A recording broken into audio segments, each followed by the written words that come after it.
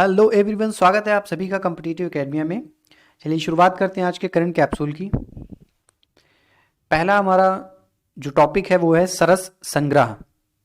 ये चर्चा में क्यों है? हाल ही में केंद्रीय ग्रामीण विकास और पंचायती राज मंत्री तथा कृषि और किसान कल्याण मंत्री इन लोगों ने मिलकर सरकारी ई मार्केट प्लेस पोर्टल यानी कि GEM पर 10 सरस कलेक्शन का शुभारंभ किया है। तो ये कॉन्टेक्स्ट है, ये सरस कलेक्शन है क्या? इसमें जो दिन प्रतिदिन के उपयोग वाली वस्तुएं होती हैं, जो उत्पाद होते हैं, उनको प्रदर्शित किया जाएगा। लेकिन वो वाले उत्पाद जिनको दीनदयाल अंत्योदय योजना राष्ट्रीय ग्रामीण आजीविका मिशन के अंतर्गत स्वयं सहायता समूहों के द्वारा निर्मित किया गया है। तो इससे होगा क्या कि सेल्फ हेल्प ग्रुप को मार्केट मिलेगा, साथ ही लोगों की पहुंच बन जाएगी, इन वस्तुओं तक आसानी से वो खरीद सकेंगे। तो GEM देख लेते हैं। सरकारी ई बाजार। सरकारी ई बाजार ये सचिवों की सिफारिश के ऊपर बनाया गया था, जहां पर जो सरकार के विभिन्न विभाग हैं वो सामान्य उपयोग की वस्तुएं और सेवाएं ऑनलाइन खरीद सकते हैं। यानी कि एक तरीके का ये, जैसे कि फ्लिपकार्ट या अमेज़ॉन हो गया, तो इस तरीके का एक पोर्टल है जिस पर सरकार चीज़ें खरीदती है। राष्ट्रीय गवर्नेंस डिवीज़न इलेक्ट्रॉनिक्स और सूचना प्रौद्योगिकी के तकनीकी समर्थन के साथ DG&S director general of supply and distribution, इन्होंने ये विकसित किया था, मतलब इन सब ने मिलकर इसको विकसित किया था ताकि इस पे वस्तुएं और सेवाएं खरीदी जा सकें। वाणिज्य और उद्योग मंत्री के द्वारा 9 अगस्त 2016 को इसे लॉन्च किया गया था। इसका उद्देश्य है कि जो सरकारी खरीद होती है उसमें पारदर्शिता आए, दक्षता आए और गति बढ़े। इसमें क्या होगा, बिचौलिए अगर नहीं होंगे तो मूल्य कम होगा, जो सर्विस दे रहे हैं उनको उचित मूल्य मिलेगा, जो सर्विस ले रहे हैं उनको भी उचित मूल्य मिलेगा, फेयर कंपटीशन होगा, सब लोग अपनी सर्विस यहाँ पर और अपने उत्पाद प्रस्तुत कर सकते हैं। तो इस पर बोली लगाई जा सकती, नीलामी की जा सकती है। तो इसलिए ये लॉन्च किया गया है ये पोर्टल। अगला है यूवी ब्लास्टर। न्यूज़ में क्यों है? रक्षा अनुसंधान एवं विकास संगठन ने भारी संक्रमण वाले क्षेत्रों के त्वरित और रसायन मुक्त कीटाणु शोधन के लिए एक अल्ट्रा वायलेट डिसइंफेक्शन टावर विकसित किया है। तो इसका नाम दिया है यूवी ब्लास्टर। ये ऐसे इलेक्ट्रॉनिक चीज़ें हो गई या कुछ और ऐसे गैजेट्स या कुछ मशीनें जहाँ पर केमिकली डीसैनिटाइजेशन नहीं किया जा सकता है, क्योंकि अगर उससे करेंगे तो उस मशीन या उस युक्त के ऊपर नेगेटिवली इम्पैक्ट पड़ता है। तो उसके लिए ये यूवी ब्लास्टर काम आएगा, जहाँ पर जो अल्ट्रा वायलेट रेज हैं उनकी मदद से डिसइंफेक्शन किया जाएगा।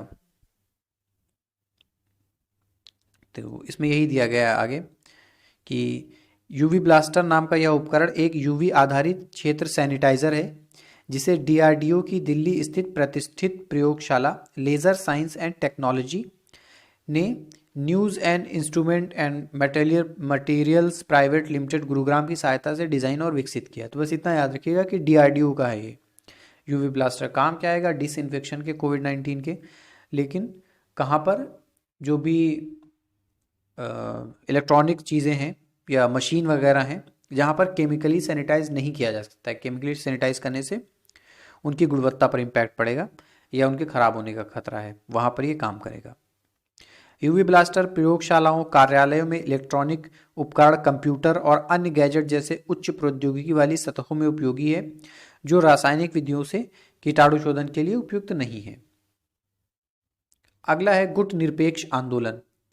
चर्चा में क्यों है? प्रधानमंत्री नरेंद्र मोदी ने गुट निरपेक्ष आंदोलन के एक वर्चुअल शिखर सम्मेलन में भाग लिया। शिखर सम्मेलन का आयोजन अजरबैजान के राष्ट्रपति इल्हाम अलीयेव की पहल पर सदस्य राष्ट्रों के समन्वय को कोविड-19 के लिए बढ़ाने के लिए किया गया था। तो कॉन्टेक्स्ट इतना इंपॉर्टेंट नहीं है, गुट निरपेक्ष आंदोलन के बारे में जान लेते हैं। ये राष्ट्रों की एक अंतर्राष्ट्रीय संस्था है। ये बनाया गया था जब द्वितीय विश्व युद्ध हो गया था, तो उसके बाद जो देश विश्व था वो दो धड़ों में बट गया था। एक अमेरिका जिनको जिनको लीड कर रहा था, जो पूंजीवादी धड़ा था। दूसरा था साम्यवादी धड़ा, जिसको रशिया लीड कर रहा था। तो ये दोनों देश कोशिश कर रहे थे कि ज़्यादा से ज़्यादा जो दूसरे देश हैं वो इनके साथ आ जाएं। और ये एक कह सकते हैं कि इनडायरेक्ट वॉर चल रहा था, कोल्ड वॉर जिसे कह सकते हैं, हाँ कोल्ड वॉर चल रहा था। तो उस टाइम पर साथ साथ ये भी हुआ था कि द्वितीय विश्व युद्ध के बाद विश्व के बहुत सारे देश नए नए आज़ाद हुए थे।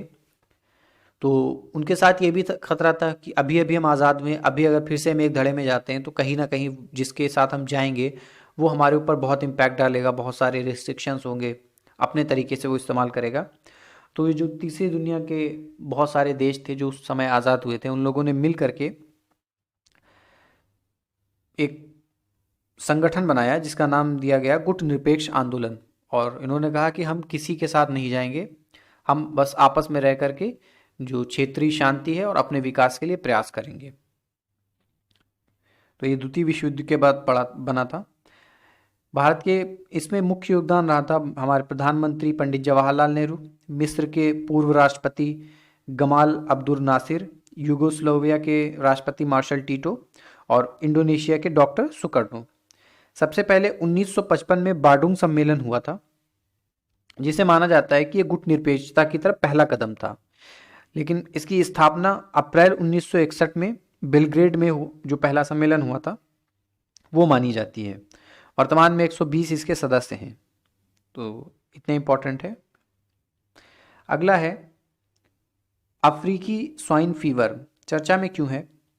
हाल ही में असम राज्य में अफ्रीकन स्वाइन फीवर से संबंधित मामले सामने आने के कारण काजीरंगा नेशनल पार्क में अलर्ट घोषित कर दिया गया है, क्योंकि उस एरिया के आसपास और असम के कई सारे गांवों में लगभग 2500 सुअर इससे इन्फेक्टेड हुए, तो उनको मार दिया गया बाद में।